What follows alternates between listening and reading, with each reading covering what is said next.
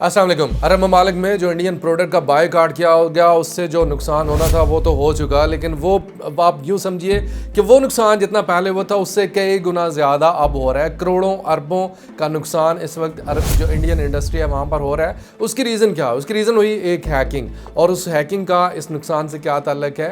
एक Indian news channel है जिसको हैक कर लिया गया, उसकी मुकम्मल तफसीलात आपके सामने रखनी है और उसके साथ ही साथ ये बताना है कि इंडिया में इस वक्त क्या चल रहा है और इंडियन न्यूज़ चैनल जो है वो इसका इल्ज़ाम किस पर लगा रहे हैं। ये सारी तफसील आपके सामने रखनी है। सबसे पहले ज़रा बात को समझिएगा, दोबारा से थोड़ा सा मुझे रिपीट करना पड़ेगा, उसको बर्दाश्त कीजिएगा। उसके बाद आपको बताता हूँ कि क्या चीज़ हुई।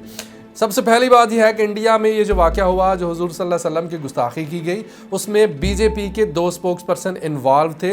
इस खबर को दबाया गया, लेकिन जो ही ये खबर निकली तो फिर अरब ममालिक पहुंची। उसके बाद की सारी स्टोरी आपको पता है कि वहाँ तक क्या हुआ। उसके बाद ये हुआ कि मोदी ने जैसे तैसे करके समझौते करके अपने उन 2 स्पोक्स पर्सन जो हैं उनको आफिर किया, उनको जो है पार्टी से निकाला, उनकी रुकनीत कैंसिल की और अरब ममालिक की मिन्नतें तरले करके किसी तरीके से उनके साथ ताल्लुकात बेहतर करने की कोशिश की। यहाँ तक तो मामला हो गया सेट। लेकिन जो इंडिया के अंदर मुसलमान थे वो बज़िद थे कि इनको रुकनीत से हटाना कोई काम नहीं है। रुकनीत से आपने हटा दिया, ये सिर्फ एक दिखावे का काम है, लेकिन आपको इनको सज़ा देनी चाहिए ताकि आइंदा कोई बंदा इस तरह का ना कर सके। हम मोदी के सपोर्टर हैं, ये इंडियन मुसलमान कह रहे हैं, हम मोदी के सपोर्टर हैं और मोदी को हमने वोट दिया है। कुछ जो मुसलमान हैं वहाँ पर वो इस तरह के काम, इस तरह के जो वोट बैंक है मोदी का वो उसमें शामिल हैं। लेकिन ओवरऑल जो है वो देखा जाए तो मोदी ने फेस सेविंग करने की कोशिश की। मोदी के अपने अज़ाइम क्या हैं, ये बड़े मोदी के बड़े, हम कभी भी मुसलमानों के हक़ में इसके अज़ाइम नहीं रहे। तो सीन ये हुआ कि मुसलमान जो है, जो इंडिया के अंदर मुसलमान हैं, उन्होंने एहतजाज करना शुरू कर दिया। अब मोदी को एक तरफ जो अरबों से ज़िल्लत और रुसवाई उठाई हुई थी, प्रोडक्ट का बायकॉट चल रहा था, वहाँ पर जो इंडियन प्रोडक्ट है उनका मुकम्मल तौर पर बायकॉट कर गया। एक और झूठ जो वहाँ पर बोला जा रहा था वो ये था, जब भी किसी इंडियन से पूछा जाता कि तुम इंडियन हो तो वो कहता कि जी नहीं, मैं इंडियन नहीं, मैं तो पाकिस्तानी हूँ। तो इस तरह करके वहाँ पर उन्होंने अपनी फेस सेविंग की, क्योंकि उस वक्त जो अरब हैं वो बहुत ज़्यादा बिखरे हुए थे। कोई भी इंडियन उनके हत्थे चढ़ता तो उन्होंने उसको छोड़ना नहीं था। लेकिन सीन ये था कि इस सारी जिल्लत और रुसवाई का जो बदला है मोदी ने लिया इंडिया के मुसलमानों से। इंडिया के मुसलमानों ने एहतजाज किया, पूरे मुल्क में एहतजाज शुरू हो गया।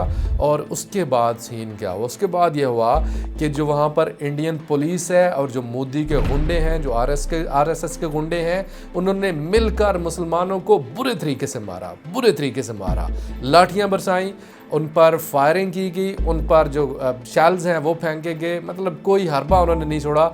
और ये इस सारे वाक़यात के बाद अब दोबारा से ये ख़बरें आ रही हैं कि वो जो मामलात जो अरब ममालिक में सिमट गए थे, जहाँ पर ये मतलब थोड़ी सी उसके ऊपर तासरात कम होना शुरू हो गए थे, वो दोबारा से अरब ममालिक ने उन प्रोडक्ट का बायकॉट करना शुरू कर दिया और वहाँ पर दोबारा से ये मुहिम जो है वो चलना शुरू हो गई है।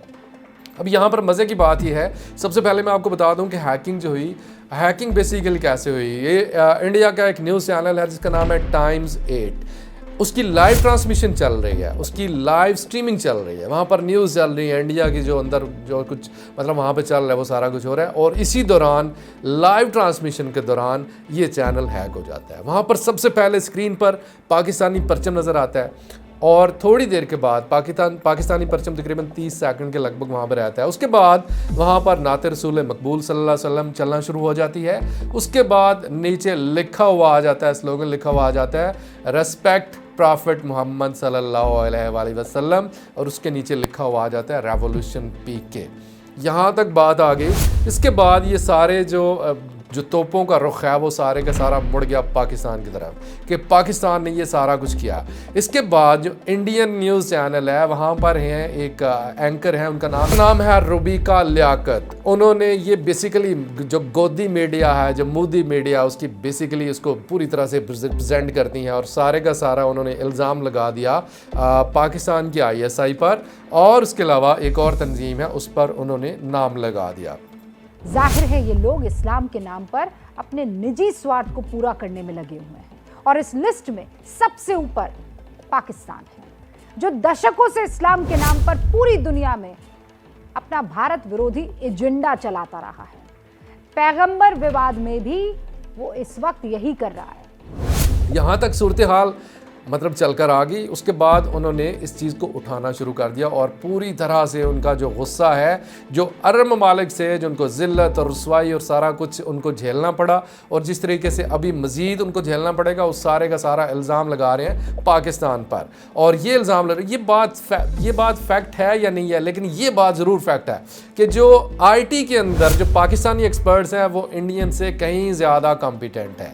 ये अलग बात है कि पूरी दुनिया में किसी ना किसी तरीके से उनको एडजस्ट नहीं किया जाता, ज़्यादातर एडजस्ट किया जाता है इंडियन को, लेकिन जो IT के अंदर जो ब्रेन जो पाकिस्तानियों को चलते हैं, जिस तरीके से हर मैदान में पाकिस्तानियों ने इंडियन को धूल चटाई है, ऐसे ही IT के मामले में भी पाकिस्तानियों ने इंडियन को धूल चटाई है, और ये बात फैक्ट है। और इस बात से इंडियन बहुत ज़्यादा डरे हुए हैं। तो ये सारी की सारी खबरें अभी तक जो चल रही हैं वो ये है कि जो IT इंडस्ट्री है, जो कि इस वक्त जो आइंदा आने वाले सीन है, जो आइंदा आने वाले पूरे दुनिया के जो प्लान्स हैं, जिस तरह वो सारे के सारे डिज़ाइन हो रहे हैं, वो सारे के सारे IT इंडस्ट्री को मद्देनज़र रखते हुए डिज़ाइन कर रहे हैं।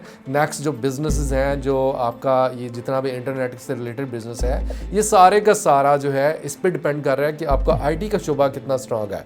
लेकिन जब आपके चैनल्स हैक हो रहे होंगे, जब आपके चैनल्स पाकिस्तानी हैकर्स हैक कर रहे होंगे, तो आप दुनिया को कैसे कहेंगे कि जी नहीं हम अच्छे हैं, पाकिस्तानी हमसे IT में पाकिस्तानी हमसे कहीं पीछे है। अब दुनिया को ये पैगाम दे नहीं सकते। इससे दो काम हुए, एक तो जो हुजूर सल्लल्लाहु अलैहि वसल्लम के ख़िलाफ़ गुस्ताखी की गई, वहाँ पर अपना पैगाम दे दिया गया कि हमारा ये पैगाम है। सेकंड नंबर पर यह बताया गया कि पाकिस्तानी किसी मैदान में इंडिया से पीछे हरगिज़ नहीं है, लिहाजा पाकिस्तानियों को अंडर एस्टिमेट वहाँ पर नहीं करना।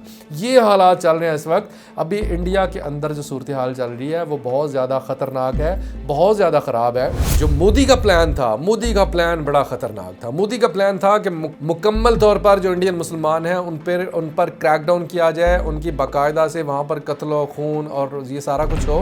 बेसिकली ये सारा कुछ कर क्यों रहा था? मोदी इसलिए कर रहा था कि मोदी के ऊपर एक तरफ अरबों का प्रेशर है, एक तरफ जो इंडिया के अंदर जो लोग हैं, जो हिंदू हैं, जो कट्टर हिंदू हैं, उनका प्रेशर है कि आपने ये जो दो बंदे हैं, अनूपर शर्मा और इसके अलावा नवीन कुमार जिंदाल, आपने इन दो को रुकनीत से कैसे मुअत्तल किया, इनकी रुकनीत कैसे ख़त्म की, इनको वापस रुकनीत पर बहाल किया जाए।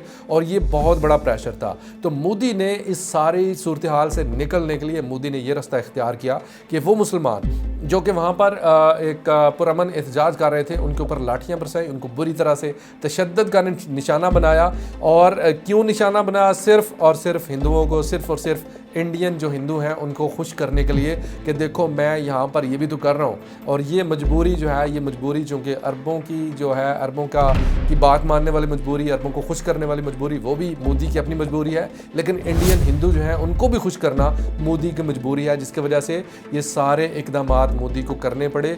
यानी मोदी एक तरह से सैंडविच बनकर रह गया है। ये पहली दफ़ा हुआ है, ये पहली दफ़ा हुआ है हिस्ट्री में कि मुसलमानों के हवाले से किसी एक्ट के ऊपर मोदी को इस दर्जा घुटने टेकने पड़े हों।